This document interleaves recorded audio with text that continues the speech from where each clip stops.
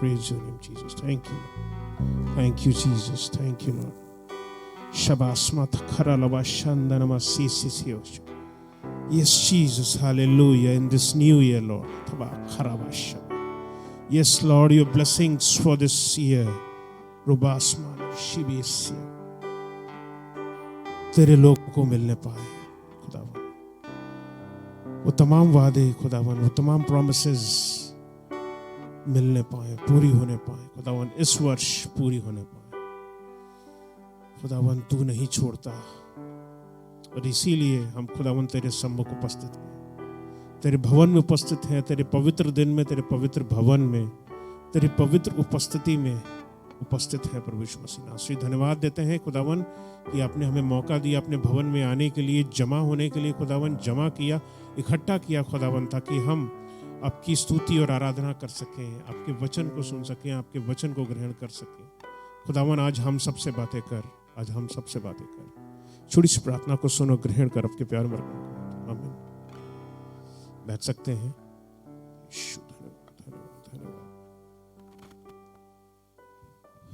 अकेला न छोड़ेगा मुझे, उस नाव पर भी जिसके विषय में अभी बातचीत हो रही थी,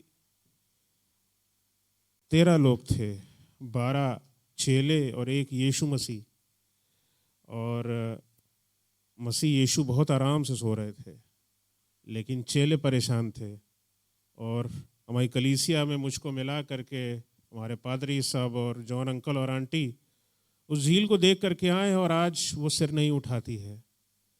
आज वो उसका आलम नहीं है कि जब वो उफान मारती हो, वो लहरें उठाती हो, अब उसकी कोई लहर की एक परत नहीं दिखाई देती कि वो ज़रा सी कोई लहर उठ रही हो, ज़रा सी भी लहर नहीं उठती।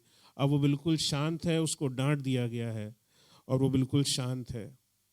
चीज़ें जब ऐसी ही हमारे जीवनों में बिगड़ती हैं तो खुदावन हमें अडिग होने को बोलता है कि अडिग हो जाओ। आज का जो मेरा वचन है वो इसी अडिग होने से संबंधित है। मसीही होने के नाते, विश्वासी होने के नाते ये हमारा काम है कि हम अडिग हो जाएं। आज का जो वचन है वो है अनशेकेबल कॉन्करर, अडिग विजेता। सिर्फ विजेता नहीं वरन अडिग विजेता, यानी कि हम बिना डिगे हम कैसे जीत सकते हैं। विजेता तो वो भी होते हैं जो हार के भी जीतते हैं, लेकिन हमें एक ऐसा विजेता बनना है, हमें एक ऐसे लोगों के सामने एग्जाम्पल बन करके आना कि हम डिगे नहीं। मसीह यीशु ने अपने जीवन में बिना डिगे अपने हर काम को जो उनको करना था उन्होंने किया। वो एक अडिग विजेता के रूप में रहे और यही हमको करने को सिखाया जाता है। बाइबल तो ये हमको बताती है कि हर कोई अपने जीवन काल में ज़रूर हिलाया जाएगा। आप भी हिलाए गए होंगे और बहुत सारी चीज़ें रहती हैं जिसमें हम सब हिलाए जाते हैं। वो कभी हमारी हेल्थ होती है, हम हेल्थ से परेशान रहते हैं, कभी हमारे बच्चे परेशान हमारी हेल्थ से परेशान होते हैं, कभी हमारे माँ बाप परेशान होते हैं। ये तमाम हेल्थ के इश्यूज़ होते हैं जो हमें परेशान करते हैं और हमें अंदर तक हिला करके रख देते हैं। जिसम हिल जाता है और बड़े परेशान होते हैं। जो ज़्यादा बुजुर्ग होते हैं वो और डर जाते हैं, उनको लगता है कि शायद उनका समय करीब आ गया, खुदा ने बुला लिया, बहुत हिल जाते हैं। इसी तरह से फाइनेंसेस होते हैं, फाइनेंसेस में बहुत सारी प्रॉब्लम्स आती हैं, लोगों को समझ में नहीं आता कि क्या हो। प्रेम का विषय होता है, फैमिली के विषय होते हैं, मसले होते हैं। और हर एक व्यक्ति को जो इस युग में है, जो इन अंतिम समयों में है, जब मसीह यीशु का आगमन करीब है, तो इस बात को मान लीजिए कि हर एक व्यक्ति को, हर एक विश्वासी को हिलाया जाएगा। और हिलाए जाने से 2 काम होंगे। जो हिलाए जाने के बाद भी ना हिलेगा, यानी मसीह यीशु की तरह जो चुपचाप शांत पड़ा रहेगा, वो पक्का निकला। और जो हिलाए जाने के बाद हिल गया, चला गया, छूट गया, तो समझिए मसीह यीशु के योग्य नहीं है। इसीलिए लिखा है कि एक उठा लिया जाएगा, एक छोड़ दिया जाएगा। It is because of this reason only. खुदा अंत के समय में लोगों को ऐसा ही परखेगा। खुदावंत का यही तरीका है। यदि शैतान जानता है कि वो आपके हृदय में एक प्रश्न को खड़ा कर सकता है, खुदावंत ने मेरे लिए ये काम क्यों नहीं किया, मैंने तो उसको इतना समय दिया, खुदावंत ने मेरे लिए ये क्यों नहीं किया, why did God didn't do this work, खुदावंत ने अब क्यों नहीं किया, अब उसकी कितनी ज़रूरत है, खुदावंद ने अब क्यों नहीं किया। इस तरह की तमाम चीज़ें हैं। शैतान जानता है कि अगर वो उसने आपके हृदय में अगर एक क्वेश्चन मार्क को खड़ा कर दिया है, एक प्रश्न को खड़ा कर दिया है, तो it is for dead sure कि आप हिलाए जाने वाले हैं, आप हिलाए जाने वाले हैं। इट इज़ कन्फर्म्ड, आपको हिलाएगा वो। और परमेश्वर की प्रतिज्ञा जो हग्गई नबी ने कही थी, बताई थी, और उसके दूसरे अध्याय और 6ठी आयत में लिखा हुआ है और फुलफिल नहीं हुई है, और वो ये है कि एक बार मैं केवल पृथ्वी को नहीं वरन आकाश को भी हिला दूंगा। लिखा है पृथ्वी को ही नहीं, आकाश को भी हिला दूंगा। तो जब पृथ्वी को हिलाया जाएगा तो सिर्फ पेड़ पौधे नहीं हिलाए जाएंगे, सिर्फ ज़मीन नहीं हिलाई जाएगी, हम भी हिलाए जाएंगे साथ में, क्योंकि हम इस ज़मीन पर रहते हैं। और अगर जब खुदावंद हमें अपने घर में उस अब्दियत के मकान में रखेगा, तो वो किसी भी हिलने वाली चीज़ को नहीं रखेगा, वो ऐसी चीज़ को रखेगा जो स्थिर होगी। इसीलिए खुदावंद ने हमें जितने भी साल दिए हैं, 20 साल, 30 साल, 40 साल, 50 साल, 100 साल इस जीवन में जी रहे हैं, खुदावंद हमें परख रहा है whether this person is capable of my house, eternal house, जहाँ वो अनंत समय के लिए मेरे साथ रहेगा, क्या वो इस योग्य है या योग्य नहीं है। खुदावंद हमें इन सालों में तैयार कर रहा है। God is preparing us every year, हर बार जब भी हमारे सामने दिक्कतें आती हैं तो हम हिल जाते हैं, लेकिन तैयार रहिए कि खुदावंद हिलाएगा, लेकिन वो खुदा आपके साथ खड़ा भी रहता है, विश्वासियों के साथ में खड़ा भी रहता है। शैतान जानता है कि उसके पास समय की कमी है, वो हताश हो गया है, और आपको थका देने के लिए, आपको परेशान कर देने के लिए जो है, और आपको स्वर्ग के राज्य से दूर कर देने के लिए हर एक भरसक जो भी तैयार उसको करना है, बाय एवरी मीन्स वो उसको करना ही करना है, वो करेगा ही करेगा। ठीक है, तो क्योंकि यीशु मसीह का आगमन करीब है, तो इस बात को जान जाएं कि ये सब चीज़ें होनी हैं और आपको अडिग बने रहना है। You have to be firm, आपको फर्म बनना है। Now question stands how to be unshakeable. ठीक है, मसीह यीशु ने काम कर लिया, आप बोलोगे भैया वो खुदा का बेटा था, वो खुदा है और उसके लिए तो कोई दिक्कत नहीं है, हम तो आम इंसान हैं, हम अडिग कैसे बने। मसीह यीशु ने जो है संसार में जब जन्म लिया तो मनुष्य की रीति पर जन्म लिया, मनुष्य के रूप में जन्म लिया, और उसने वो तमाम दुख सहे जो एक इंसान सहता है। उसको भूख लगी, उसको वो रोया भी, ठीक है, उसको तकलीफ भी हुई, ठीक है, वो सारी चीज़ें हमें दिखाई देती हैं और हम भी वो सब सहते हैं। और मसीह यीशु ने एग्जाम्पल सेट करके दिखाया। परमेश्वर ने कहा है, God has said be still and know that I am God. चुप हो जाओ और जान लो मैं ही परमेश्वर हूं। हम कई बार बहुत सारी कोशिशें करते हैं, we try a lot of things, लाओ ये करके देखते हैं, लाओ ये करके देखते हैं, बुद्धि का बिल्कुल एक से एक तरीका निकाल करके जो है हमें जो करना होता है हम वो कर लेते हैं। But God wants us to be quiet. हम अपने मुंह को बंद रखें, हम अपने दिमाग को कम चलाएं, और अगर चलाना ही है तो बस खुदा के हाथों में चीज़ों को सौंप दें। कई बार ड्राइवर की सीट पे बैठने में भी, भैया आप ड्राइवरी अच्छी नहीं कर पाओगे, खुदा आपको ड्राइवरी करने दो भैया। वो अपने आपके जीवन को जितने अच्छे तरीके से चला सकता है आप नहीं चला पाएंगे। आप अपने योजनाओं को उसके हाथों में सौंप दीजिए। आपको पता नहीं है कि क्या करना है, लेकिन उसके हाथों में सौंप दीजिए, विश्वास रखिए, और वो आपको धीरे धीरे धीरे धीरे वो फॉर्म करेगा। जितने बुजुर्ग लोग बाइबल को पढ़ पढ़ के सीख करके, बाइबल पढ़ने के बारे में पादी साहब बता रहे थे, धीरे धीरे पढ़ पढ़ के सीख करके जो होते हैं वो मजबूत ईमान खड़ा कर लेते हैं। इसीलिए एक पूरी उम्र चाहिए होती है वो मजबूत बनने के लिए। ठीक है, जो पादरी साहब के साथ लग करके शायद मैं अभी 15-16 साल से रहा, और जो थोड़ा बहुत बचपन में जो थोड़ा बहुत बाइबल रीडिंग कर ली या स्टडी कर ली, जो भी बोली जाए, रीडिंग करी मैंने तो इससे पहले, लेकिन इनके साथ में लग करके ही मैंने बाइबल स्टडी को करना शुरू किया, और वो बढ़ता गया। और इसी तरह से ज़रूरत है कि हम इसी तरह विश्वास में हम आगे बढ़ें। बाइबल को पढ़ना हमारे लिए बहुत ज़रूरी है। जब हम स्थिर होना सीख जाते हैं तो जितने भी ये बड़े बड़े क्वेश्चन मार्क्स हैं हमारे जीवन से, ये गायब हो जाते हैं। Because you know there is a person who has an answer. आपको पता है एक व्यक्ति है जिसका नाम यीशु है, जिसका नाम परमेश्वर यहोवा है। वो आपकी चिंता करता है, वो आपके सारे सवालों के उत्तर रखता है और आपकी हर एक चीज़ों को पूरी करेगा वक्त आने पर। आप सोचते हो कि अब क्यों नहीं पूरा किया, उसको पता है कि कब पूरा करना है और वो आपके लिए उन चीज़ों को उन समयों में जो उसने ठहराया है आपके लिए और पूरा करेगा, और हाँ और आमीन में पूरा करेगा। वो विश्वास योग्य परमेश्वर है, उस पर विश्वास रखिए। उससे आप मत सोचिए कि वो आपको धोखा देगा, वो धोखा देने वाला परमेश्वर नहीं है।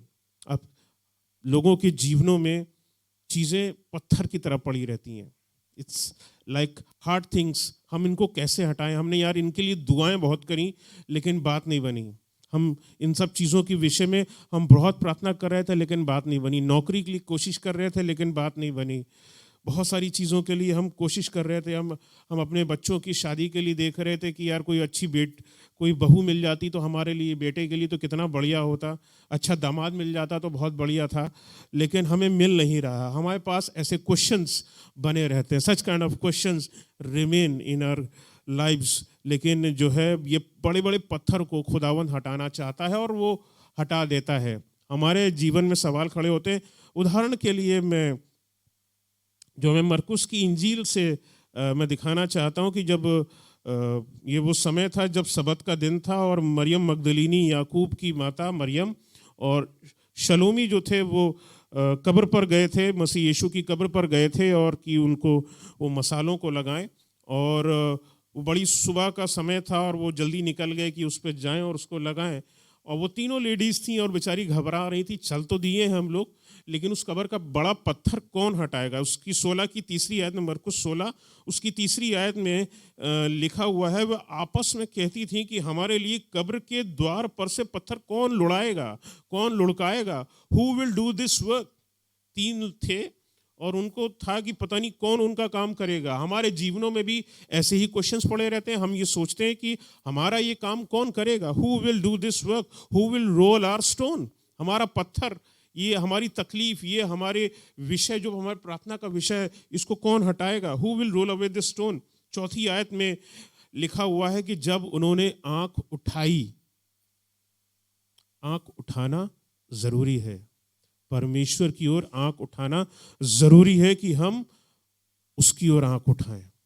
जब तक आपस में बातचीत कर रहे थे, पत्थर कौन हटाएगा, पत्थर कौन हटाएगा, पत्थर कौन हटाएगा? जब ऊपर की ओर आंख उठाई तो लिखा है कि पत्थर लुढ़का हुआ है और लिखा हुआ था आगे वह बहुत ही बड़ा था। ये नहीं लिखा है वह बड़ा था, बल्कि लिखा है बहुत ही बड़ा था। It was very huge. It's not huge but very huge, बहुत बड़ा था। तो खुदावंद हमारे जीवनों के पत्थरों को लुढ़काता है और वो चाहता है कि हमारे जीवनों को जो है वो इन पत्थरों को हटाए।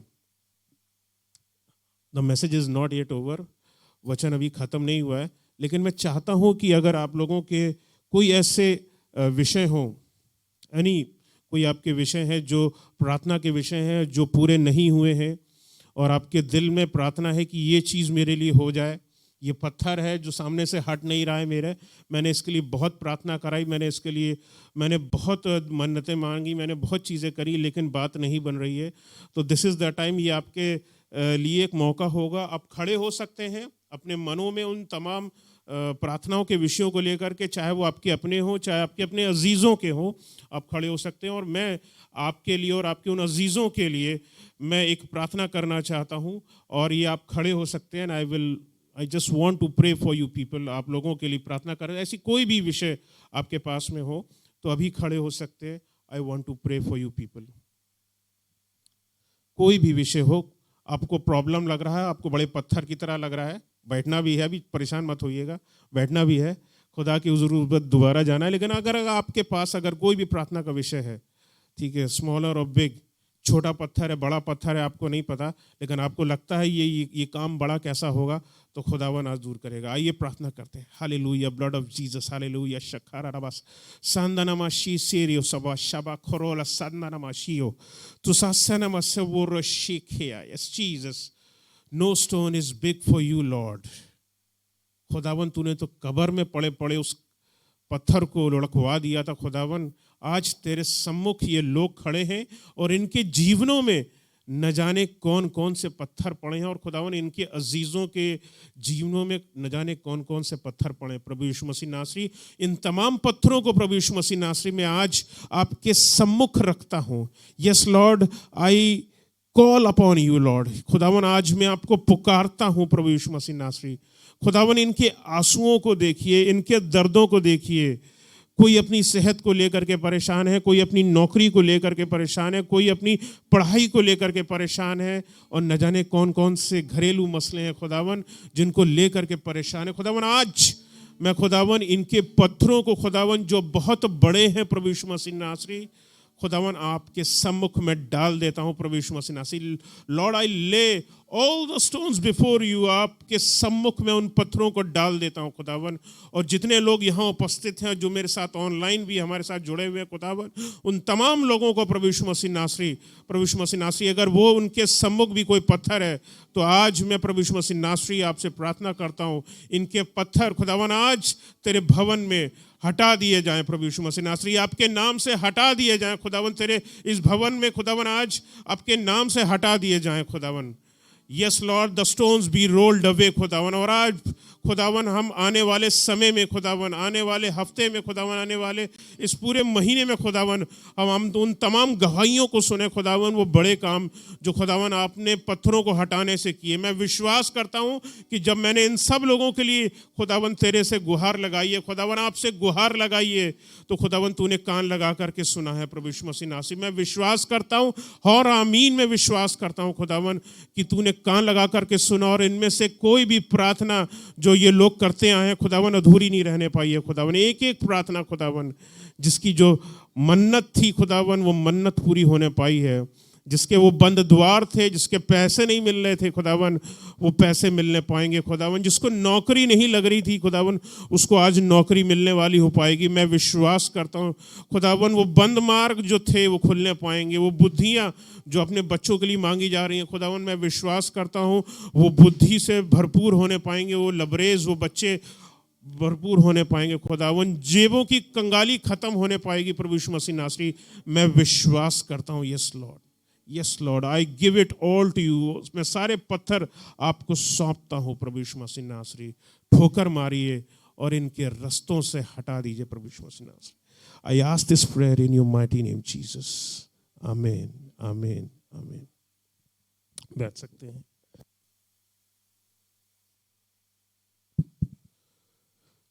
प्रभु का धन्यवाद हो। खुदावन की ओर हमेशा नजर उठा करके रखिए। That's it. दाऊद के जीवन से उदाहरण लेना चाहता हूँ। David was a famous man, Bible के सबसे मशहूर लोगों में से एक था। लोग उसको पसंद किया करते थे।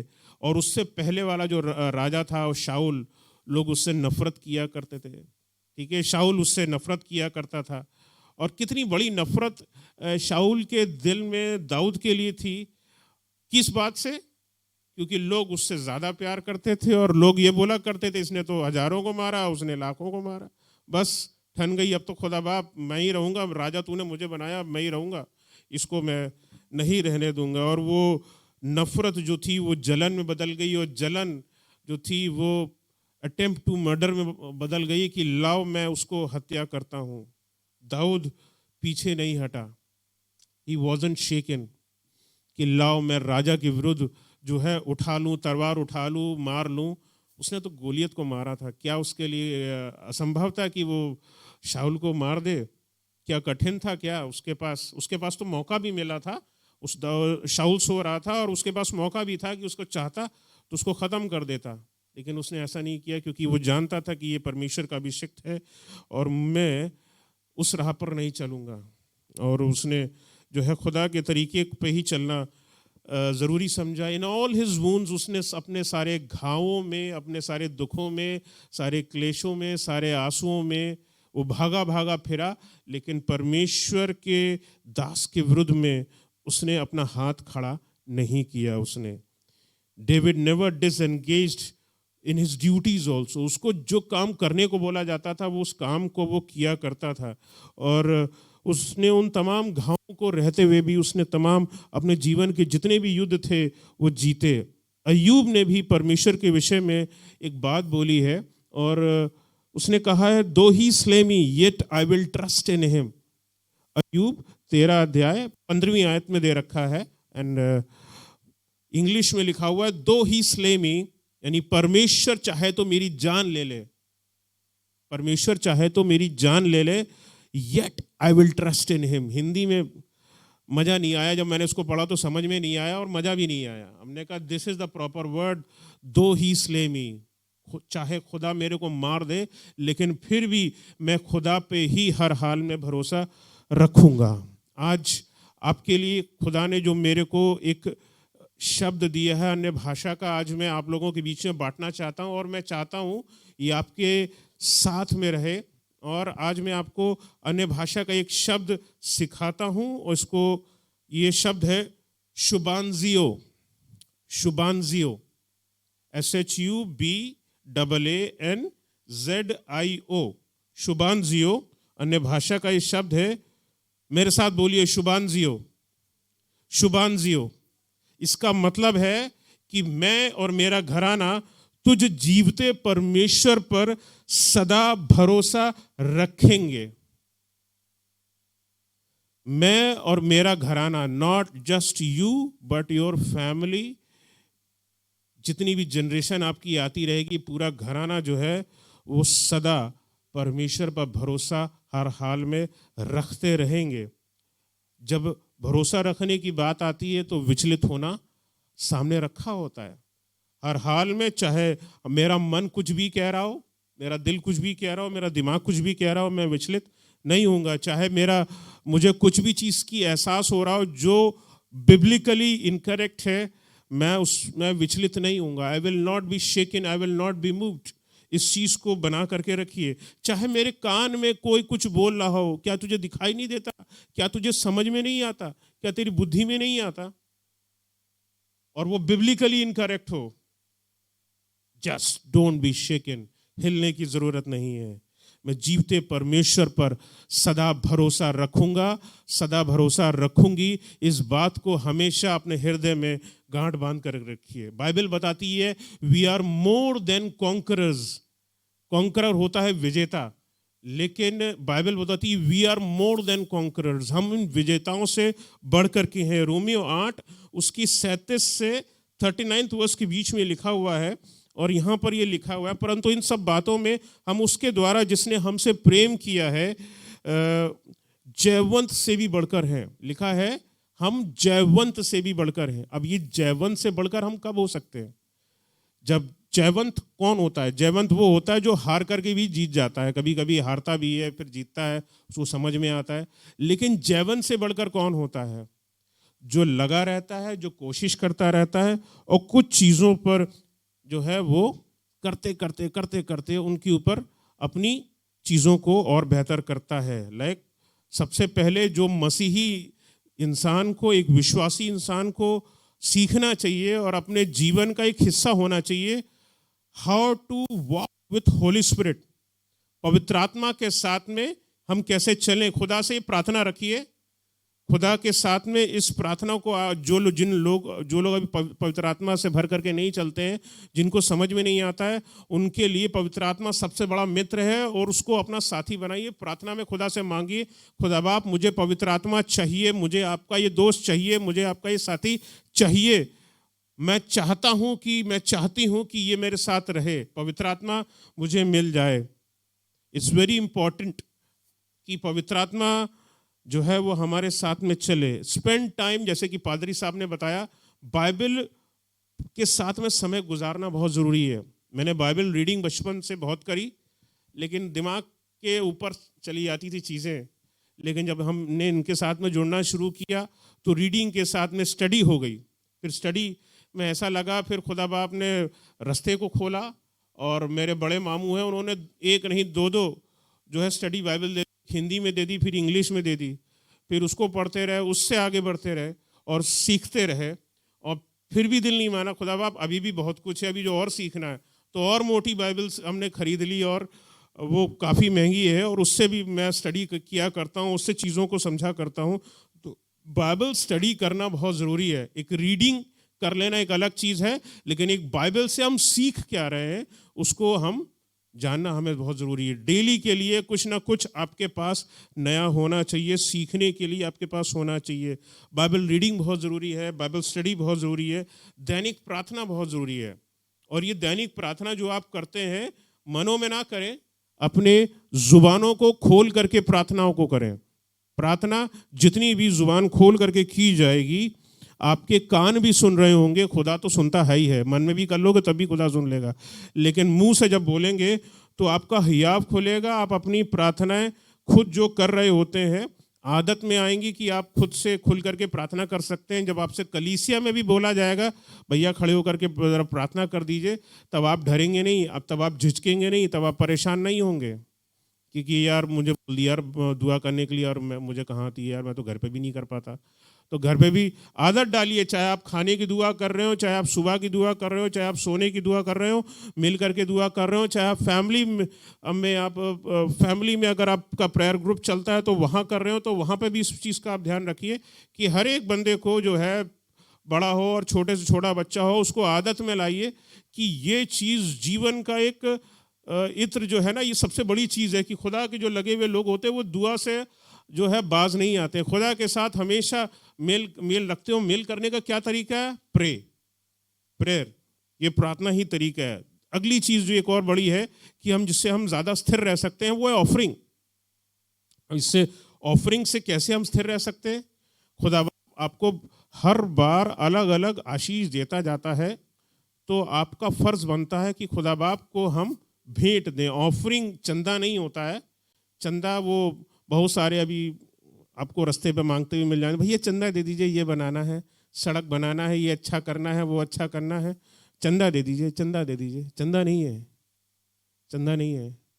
खुदा के सम्मुख आपकी भेंट है, गिफ्ट है जो आप अपने खुदा को अर्पित करते हैं, और जितना बढ़िया गिफ्ट होगा खुदा के हुजूर ग्रहण होगा। मत भूलिए कि जो केन और हाबिल में किसका ग्रहण हो गया था, ठीक है ना, हाबिल का ग्रहण हो गया था क्योंकि उसने सबसे बढ़िया बढ़िया चीज़ें चढ़ाई थी, ठीक है। और केन को फिर भागना पड़ा था, उसने एक गलत काम भी करना पड़ गया था, वहाँ भी नफरत घुसी आई थी, उसने अपने भाई को दे मारा था। तो ध्यान रखें कि आपकी ऑफरिंग जो है वो खुदा को कितने हुजूर ग्रहण होती है। जब खुदा की हुजूर ग्रहण हो जाती है तो खुदा आपको बस छोड़ थोड़ी देता है, पलट करके ऑफरिंग पलट करके जो है वो ब्लेसिंग कई गुना बन करके लौटती है, कई गुना बन करके, आपको पता भी नहीं होता किस फॉर्म में लौट रही होती है। And just don't expect in form of money. हो सकता है खुदा आपको पैसे के फॉर्म में लौटा दे, और हो सकता है न जाने किस फॉर्म में आपके पुराने कोई बंद काम पड़े हों वो सुलझ जाएं, पता नहीं कोई नई चीज़ें आपको मिल जाएं। यू नेवर नो, ये चीज़ें होती हैं और ये ज़रूरी है। दूसरी चीज़, एक और चीज़ है, बहुत बड़ा कोई काम अगर खुदावंद ने आपका कर दिया हो, हमेशा खुदावंद को थैंक्स गिविंग ऑफरिंग देना ना भूले, अलग से। ये भेंट के डब्बे में नहीं, ये भेंट के बॉक्स में नहीं, अलग से थैंक्स गिविंग ऑफरिंग परमेश्वर को देना ज़रूरी है। आप इसको आप अपने जीवन का एक हिस्सा बनाइए। खुदावंद ने मुझे दिया, क्या मैं उसको पलट करके ना दूं? क्या मेरा दिल नहीं करता कि मैं उसके लिए कुछ करूं? जब आप कुछ करते हैं, ठीक है ना, अन्य जातियों को देख करके मुझे लगता है अरे खुदा बाप, ये लोग अपने आराधना स्थलों को बनाने के लिए अपनी जेबें फक्कड़ करते हैं, और हम लोग सोचते रहते हैं यार कि हम यार इतना ही दें, हम क्या इतना ही कर पाएंगे? खुदावंद ने हमें इतना ही दिया है। हमारा दिल छोटा हो जाता है कि जबकि हमारा जिंदा खुदावंद हमारे साथ रहता है, तो हमें क्या कुछ नहीं कर गुजरना चाहिए थैंक्स गिविंग ऑफरिंग देने के लिए भी। लोग कई बार सोच लेते हैं भैया यार ये पार्टी की जेब में जा रहा है। अरे ये नहीं सोच रहे हो भैया कि खुदा बाप को चढ़ा रहे हो तो पलट करके वहीं से लौट करके आएगा दोबारा, और कितना कई गुना पलट करके आएगा। 10 कोड़ी थे, 9 नहीं आए थे, 9 चंगे हो गए थे, लेकिन जो 10वां लौट करके आया होगा, लिखा नहीं है लेकिन एक बात तो श्योर है कि उसको आशीष उन 9 से कई गुना ज़्यादा मिली होगी, ये बात तो निश्चित है। और इसलिए जब आपके जीवन में खुदा आपको कोई चीज़ देता है और आप उसके लिए कोई ऑफरिंग देते हैं, तो पलट करके वो चीज़ फिर पलट कर वापस आएगी। खुदावन आपको आशीष और उम्दा तरीके से देगा। फिर अगली चीज़ अगर आप छोटी सी देखते हैं, कईयों के लिए ये चीज़ बहुत बड़ी लगती है, यार दशमांश कैसे दें? टाइट कैसे दें। ये मैं सारी चीज़ें जो है ये स्टेबल करने की चीज़ें हैं। लाइफ में सबसे बड़ा मसला जो होता है वो रुपया ही होता है। आप बोले रुपये पे फंसा के रखे हो भैया, रुपये के आगे ही नहीं बढ़ रहे हो। लेकिन मैं क्या बताऊं, ये रुपया सबसे बड़ी चीज़ है। जिसने इसको परमेश्वर को अर्पित करना सीख लिया, this is the biggest thing. अरे मैं तो आप लोगों ने तो सुनी मेरी गवाहियाँ कि बरेली में था, एक बार मेथोडिस्ट चर्च में था, और उस समय तो खुदा में हालांकि वादी साहब के साथ ज्वाइन कर लिया था, लेकिन उस समय उतना विश्वास में नहीं था और बुरी आदतों में भी था, और जेब बिल्कुल फक्कड़ हो गई थी। लखनऊ लौटने के पैसे नहीं थे, मतलब 1 रुपये में 100 पैसे होते हैं, 1 पैसा नहीं था मेरी जेब में। उस वक्त मैंने खुदावन से आंसुओं को मैंने जो है ऑफरिंग दी थी। खुदा बाप, मुट्ठी बंद करी थी और आंसू थे मेरी आंखों में। मैंने खुदा बाप, मैं आज यही ऑफरिंग दे रहा हूँ, यही है, दिस इज माई ऑफरिंग। और तब का दिन और आज का दिन है, मेरी जेब कभी खाली नहीं गई है, कभी खाली नहीं गई है। और खुदावन ने मुझे बहुतायत से बहुत बहुत बरकत दी है। और यहीं इसी भवन में जो है वो एक बार पास्टर मॉरिस कुमार ने जो है वो प्रचार किया था अबाउट टाइट के ऊपर, और जीवन में पहली बार वो वचन को सुना था। हमने कहा खुदा बाप, ऐसा भी होता है। और मलाकी की पुस्तक में लिखा था कि अच्छा वो आकाश के झरोके खुल जाएंगे, तो अच्छा ठीक है, लिखा है तो मैं भी ट्राई करता हूँ। मैंने भी जीवन में सन 2004 की बात है, 2004 में ही मैंने पादी साहब को अक्टूबर के मंथ में ज्वाइन किया था, एबीसी कलीसिया को। और 2004 दिसंबर में ही जब ये वचन प्रचार किया गया था, तो मैंने जब ये उस वचन को सुना था और मैंने पहली बार जीवन में टाइट दिया था, और उससे पहले कभी जेब नहीं बचती थी। दिसंबर का महीना हम सब जानते हैं कि जेब जो होती है लोगों की कितनी खाली हो जाती है। क्रिसमस का महीना रहता है, सब लेना होता है, और उस समय तो कमाते भी नहीं थे, बहुत कम तनख्वाह थी मेरी। लेकिन खुदावन ने उस महीने दिखा दिया, देखो मैं खर्चा भी करवाऊंगा और तुम्हारा बच भी जाएगा, और बच गया। और तब से उसके बाद मैंने ये प्रण कर लिया कि हर बार मैं टाइट दिया करूंगा, और टाइट देता रहा। खुदावन से आशीष मिलती रही। खुदावन ने मुझको बहुत बढ़ाया, बहुत इंक्रीज किया। फिर अभी रिसेंटली आप लोग जानते हैं कोरोना काल आया। खुदावन भी जो है वो, हम भी इंसान ही हैं, भटक जाते हैं।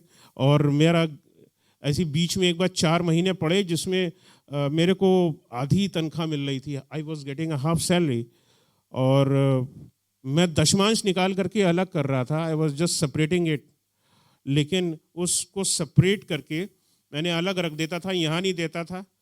और डर लगा रहता था कहीं ऐसा ना हो कि भैया ज़्यादा खर्चा ना हो जाए और कहीं कुछ हो ना जाए। और सबसे बड़ी प्रॉब्लम तो तेल की होती थी, क्योंकि स्कूल जा करके ऑनलाइन क्लासेस लेनी होती थी। खुदा बाप कैसे क्या होगा, निकाल करके अलग कर देते थे, इनको नहीं देते थे, लेकिन निकाल करके अलग कर देते थे। खुदावन 13 दशमांश से निकाल करके अलग रखा हुआ है। और खुदावन ने उन 4 महीनों में ऐसा फटके मारे हैं मेरे को, ऐसा मेरे को मतलब ऐसी प्रॉब्लम्स आई मेरे को। अपने जॉब में मैं उधर कर रहा था तो कुछ ऐसी गलतियां हो रही थी, बहुत कुछ डांट सुननी पड़ रही थी। हमने कहा खुदा बाप, क्या ये वही है? बोला वही है बेटा, अब तुम वापस फिर से लाइन पे आ जाओ। और मैंने फिर से पूरी की पूरी 5 महीने की टाइट थी, मैंने पूरी 5 महीने की टाइट निकाल करके इनके हाथ में रखी, कुछ भी उससे खर्च नहीं किया था। और खुदावन सच में महान है।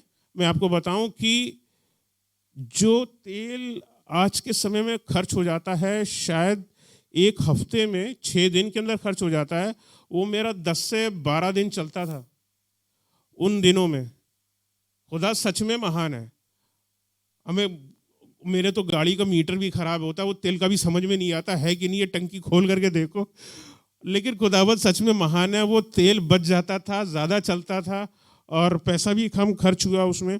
और जब खुदावन ने दिखाया, देख बेटा पैसा भी तेरा खर्च नहीं हो रहा, पैसा भी तेरा बच रहा है, तू मेरी रिटायर्ड भी निकाल करके रख रहा है, तो तू उसको अलग कर दे, और क्योंकि तूने मेरे लिए अलग किया तो उसको दे दे। और फिर मैंने इनको दिया, और फिर मेरे जीवन में शांति आई। ये कुछ वैसे ही हाल है जैसे योना नबी को उठा करके पटक दिया गया था, अकल जब आई तो लाइन पे आ गए, मैं भी लाइन पे आ गया। ऐसे ही जो है विश्वासी को हिलाया जाता है, खुदावंद हिलाता है और चाहता है कि हम सब बेटर हो जाएं। ठीक है, कोई भी चीज़ जो है, परिभाषा अगर हम देखें विजेता की होती क्या है, हम एक विजेता वो होता है जो बलपूर्वक ले लेता है और शत्रु को अपने अधीन कर लेता है, टकराव के द्वारा से, बल के द्वारा से, या उसको एलिमिनेट करके, उसको खत्म करके, उसको उन्मूलन करके, या उसको डरा करके, उसको भय से, ये तरीका होता है। ठीक है, we clash with Satan in prayers, हम शैतान के साथ दुआओं में लड़ते हैं। ठीक है, एंड इन पावर, सामर्थ के काम में और कामों में, ठीक है, जो खुदा के किंगडम को नीचे लेकर के आती है। प्रार्थनाएं काम करती हैं, it happens by that only. एक विजेता और एक विजेता से अधिक होने में खुदावंद हमको एक अलग कैडर में अलग खड़ा करना चाहता है। इस दुनिया में वो लोग भी विजेता हैं जो शैतान के पीछे चल रहे हैं, शैतान के तरीकों से, शैतानी तरीकों से चल रहे हैं, लेकिन हम विजेताओं से बढ़ करके हैं, हम उनसे हट करके हैं, हम उनसे अलग हैं। उनके बीच में एक अंतर होता है। एक विजेता लगातार लड़ता रहता है, वह जीत भी हासिल करता है और जीत भी जाता है, और उसकी तमाम चीज़ें कायम भी रहती हैं।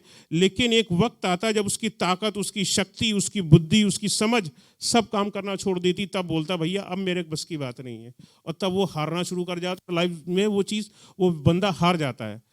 आपने न्यूज़ चैनल्स पे सुना होगा, बहुत सारे कलाकारों के बारे में सुना होगा कि यार ये बंदा बहुत अच्छा था लेकिन इसने आत्महत्या कर ली। हम सोचते हैं यार इतना पैसा है, लोग सोचते हैं यार पैसा होगा तब बहुत अच्छा होगा। हम कहे खुदावन इनके पास तो सब कुछ था, सारा पैसा था, फिर भी ये इन्होंने अपने जीवन को समाप्त कर लिया। So it is not money actually that makes you stable, it is God that makes you stable. खुदावंद है जो हमको स्थिर करता है, और विश्वासी को स्थिर होना जानना चाहिए। शैतान जानता है कि ये युद्ध जो हमारा है वो शारीरिक नहीं है, आत्मिक है, इसीलिए वो हमारी आत्माओं को हिलाता है, वो हमारी आत्माओं को हिलाता है। ही शेक्स अस ब्रूटली। हमारे फाइनेंसेस पे चोट लगती है, हमारे हेल्थ पे चोट लगती है, बच्चों पर चोट आती है, हमारे माँ बाप पर चोट आती है। सब कुछ लगता है कि जैसे गलत हो रहा है, nothing is falling our way, हमारे मार्गों में कुछ भी ठीक नहीं हो रहा है। एक आखिरी बात बताना चाहता हूँ, और खुदावंद ने कहा है ना तो बल से ना शक्ति से, पर तेरी आत्मा के द्वारा से हो जाएगा। ठीक है ना, हमेशा होली स्पिरिट को अपना साथी बनाइए। जो पत्थर, मैंने तो प्रार्थना कर दी और मैं विश्वास करता हूँ कि वो पत्थर हट गए, लेकिन आज के बाद अगर फिर कोई पत्थर अगर आपके सामने आए, पवित्र आत्मा को अपना साथी बनाइए और कोई पत्थर आपके सामने रहने ना पाएगा। No stone will be so big that you can not turn away. कोई पत्थर इतना बड़ा नहीं होगा कि आप हटाने नहीं पाओगे। खुदा आपको बरकत दे। Praise the Lord.